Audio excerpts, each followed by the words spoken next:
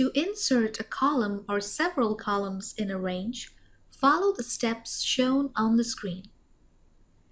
Let's try these steps by inserting a new column in the employee list. This new column will be used to enter the last name of the employees, so it needs to be located to the right of the first name column, that is, the range D4 through D6. I first select the range D4 through D6, which is the range where the last name column needs to be inserted.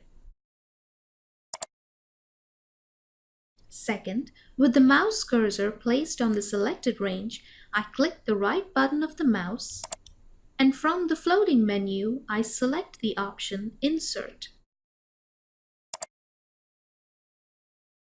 Third, since I want to move the contents of the selected range to the right, I select the option Shift Cells Right.